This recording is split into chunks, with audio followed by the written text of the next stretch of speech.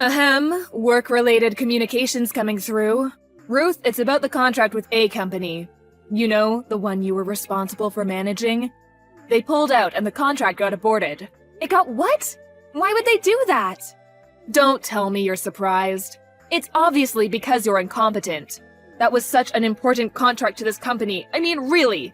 Talk about the mother of all screw-ups. How do you plan on taking responsibility? Kimberly, I'm really sorry, but I need to make this clear.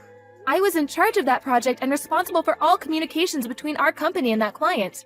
There hasn't even been so much as a hint of a problem until now. Why would they pull out all of a sudden? Listen, Ruth. I've been holding back so as not to upset you. But shall I just come out with it? Not to upset me? What is this, kindergarten? How can I understand the situation if you don't tell me? Anyway, something doesn't quite sit right with me. Why didn't they contact me about the cancellation of the contract? Why you, when you never had anything to do with that project to begin with? Oh, I give up. You're just too dim-witted. That's why there's no hope for you at this company. Excuse me? If you don't even take the time to consider what a client might be thinking, or what kinds of things they might expect from us as a company, or what kind of alterations they might like to see made, how do you expect to get anywhere in this business? This is probably why you're suffering from that strange illness of yours. Strange illness? What was it again? Appendicitis? Ulcerative colitis. Oh yeah, that's the one. Listen, Ruth, when you become an adult and enter society, you have a responsibility to properly look after and manage your own health. My illness has nothing to do with whether or not I'm looking after myself properly. It's genetic. Besides, don't change the subject. What does my illness have to do with the cancellation of this contract? I'd appreciate if you kept your comments about my health to yourself, given it's got absolutely nothing to do with you. Because you're defective. What? The client said they had to abort the contract because they didn't feel comfortable doing business with someone who they felt could collapse at any moment. You have to admit, it's too risky from a client's perspective to be engaged in negotiations with someone so sickly and diseased. If that's true, why would their first move be to pull the plug on the project entirely instead of requesting a change of personnel?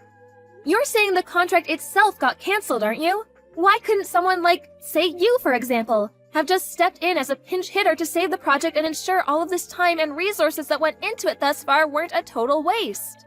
Why would I know? Do I look like a mind reader? All I know is that the client said they can't do business with us anymore. Why are you clinging to them so desperately now they're gone? It was all your fault. Maybe if you made some effort not to be so sickly, they wouldn't have left us in the first place. If my illness genuinely was the reason they backed down, then I can only apologize. Unfortunately, this isn't the kind of problem that goes away with a mere apology. Why don't you take a long, hard think about the damage you've done to this company? And take responsibility accordingly? Yes, understood. Not understood. What are you going to do? I want detailed suggestions, proposals, a plan of action. How do you intend to make up for this? I'll work to the best of my ability to undo my failure and bring the client back. Wrong answer. What you really need to do is have more awareness of your status as sickly, dead weight at our company. And accordingly keep your mouth shut, keep your head down, and work silently in the background where you can't cause any further problems. If that's too hard for you, I think you'd make for an excellent coffee girl. I take milk and 2 sugars. If even that's too difficult, I suggest you start sleeping with the right people, because you're doomed to a future of failure and disappointment if you rely solely on your ability to actually do the job. You're an incompetent fool, and everyone knows it. Ah, you're leaving my messages on read. How mature. Sulking, are we? This is exactly what I'm talking about. The moment things become a little inconvenient for you, you bury your head in the sand, even going as far as ignoring your direct superior. You really are beyond help. If I'm honest, I'd rather you just resigned.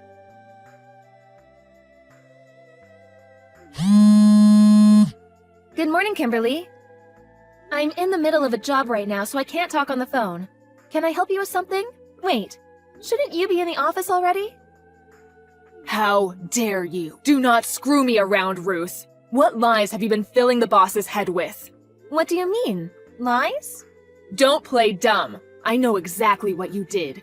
When I pulled into the car park and tried entering the staff door like usual, the company president was stood there blocking my way. He told me never to show my face at work again. No, he didn't just tell me, he yelled until he had goddamn steam coming out of his ears. Oh, wow, that sounds rough. I did hear the boss can be a bit passionate at times. That's probably the reason he was able to build such a successful company, though. I don't give a damn about that. All I can think of is that you went up and said something to him. Why else would he fire me? What did you do? Tell me. I didn't do anything at all. All I did was head out this morning to apologize for losing the contract you told me about. What? Think about it.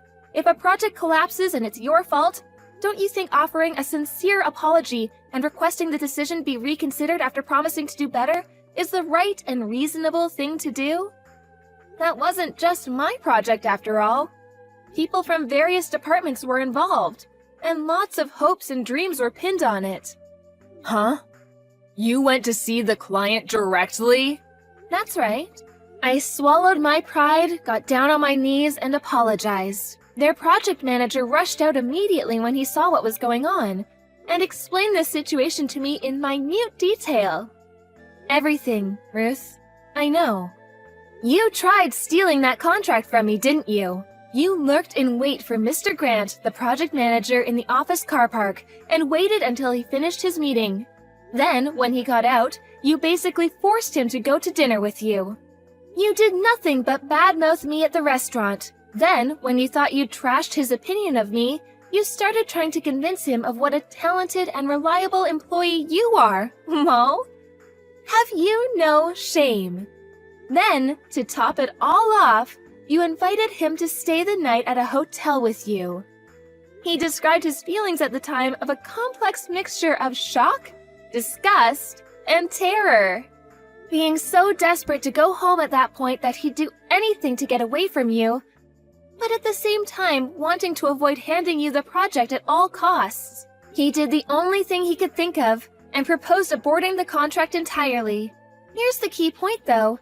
He didn't actually want to. But you, feeling you had the ammunition you needed, launched your full frontal assault on me and came up with whatever lies it took to have me held responsible. Even putting it mildly, you're a disgrace. Don't worry, though. I already told the section manager everything. Based on what you just told me, it seems like word of what you did made its way into conversation with the president. Why, you really shouldn't have done that. Mark my words, you won't get away with this. I'll make you regret it if it's the last thing I do. Prepare yourself, Ruth. There is a storm coming. Do what you like. Just make sure you don't do anything to cause any further trouble for the company. You might have been fired, but this company's done a lot for you, so I hope you've at least got the decency to spare them the nuance of your little revenge campaign. Ruth, long time no see. Is now a good time? I have some news for you. What? You're gonna love this. Wait for it. I got married. Oh, that's nice. Congrats. I'm the happiest I've ever been. Listen, Ruth, I've been doing some thinking and I feel so guilty about the trouble I've caused you. I just wanted to take this opportunity to apologize. Oh, if it's about the contract, don't worry. I'm already over it. No, not that. Something else. I stole your fiancé. My fiancé? Who do you mean when you say my fiancé? I'm not engaged to anyone. I've been happily married for a long time. WTF? Wait a sec. This can't be. You're joking, aren't you? Or you're lying because you're so angry. Yes, that must be it, lol. It's not a joke and it's not a lie. I'm married, which means I have a husband. Which means I'm not engaged, which means I don't have a fiancé for you to steal. Aha, that's it. I bet you've already had word from him about the engagement being broken off, haven't you? I bet you're sat reminiscing over old photos and crying your eyes out as we speak. Look, I get it. I'm probably the last person you want to admit your heartbreak to. You won't be the only one crying at this rate. You're so pathetic, I think I almost feel sorry for you, lol. You must be making some kind of misunderstanding. I'm not misunderstanding anything. I know he's your fiancé. He approached me while I was crying on my own at the car park. On the day the president fired me outside the office, he really is a wonderful man. He could see I was upset and asked me if I needed someone to talk to. That's all well and good, but I don't see how you go from that being dead certain this randomer from the car park is my fiancé. He told me, of course. He said he came to the office to drop something off his fiancé left at home. But he said he just couldn't bear to see such a pretty girl crying and not say anything. I figured out he was your fiancé. Well, we were chatting over a coffee in a local cafe. I'm sorry to say this, but he said he found me much more attractive than you, and that I gave him butterflies in his stomach of the kind he hadn't felt since he was a teenager. Things between us began moving really fast after that. We went to bed together that night, and before we knew it, we were discussing marriage. It was then I knew I'd found my soulmate. He sounds like a scammer. Huh? Yep, a marriage scammer. What? Don't be so ridiculous. A marriage scammer, what even is that? Make some sense, woman. We are soulmates. Are you jealous? Is that it? Kimberly, it seems like your desire to take revenge on me is clouding your better judgment and impairing your ability to think rationally. That's the most obvious marriage scam I've ever heard of. Did he ask you for money at any point while he wasn't whispering sweet nothings in your ear? Let me guess. Something like an advance payment on the wedding costs, which he empathetically promised he'd give you back later? Huh? How did you know? Yes, he did. But that's hardly unusual. Things are moving really fast between us, so he probably didn't have the funds to get the ball rolling at a moment's notice. This is just how whirlwind romances are. Oh, no. You'll never see that money again. I'm pretty familiar with this scam because I had a friend who very nearly fell for the same one a while back. Luckily, she realized what was going on and backed out at the last minute. You, however, such a shame. I'm actually embarrassed for you, Ruth. The lengths you'll go to hide your heartbreak over having your fiancé stolen are bordering on tragic. Please salvage what remains of your dignity by gracefully admitting defeat. Yes, that's right. You lost, and I won. I can repeat myself if you like. I'm already married. My husband's abroad on business right now. But I can send you some pictures of us if you like. Oh, please, stop it, Ruth. You can't seriously expect me to believe someone like you could bag yourself a husband. What man in his right mind would have an interest in a sickly little creature like you? We were classmates in high school. We were friends since long before I fell ill. He confessed his love to me after I got my diagnosis. He said the illness was irrelevant to him, and he wanted to be with me because he loved me. Wait a sec. What? So this guy I'm engaged to really isn't your fiancé? Yay, you finally got it! This is kinda what I've been trying to tell you this whole time. I just tried to call him. He won't pick up. What should I do? Help! Not my problem. What? You mean you're not going to help me?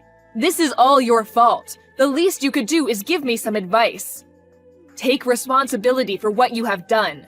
What? This is my fault? So let me get this straight. First, you tried to steal my contract back when you still had a job and failed miserably. Then, you tried to steal my fiancé, assumed, and failed miserably once again. Is that a fair summary? To top it all off, suddenly I'm the one who's responsible somehow? Really gets the neurons firing. Would you mind explaining which part exactly is my fault? I'm drawing blanks here. Don't twist the facts. I want my money back. $40,000 directly into my bank account now. Nope. $40K though. Wow, he took you to the gleaners. It's time you learned how to take responsibility for your own actions, Kimberly.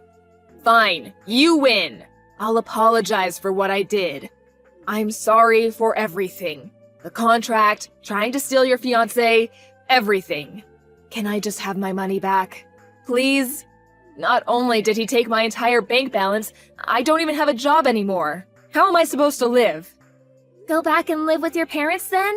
Or you could, I don't know, find a new job? In any case, I have zero obligation to help you. Please stop talking like that. We used to be coworkers. Ruth, I'm begging you. Ruth! We used to be coworkers? That's literally the least compelling plea for help I've ever heard. Anyway, I'm sure you'll figure out a way to fix this on your own. After all, you were always super talented at getting yourself out of difficult situations, weren't you? By sleeping with the right people?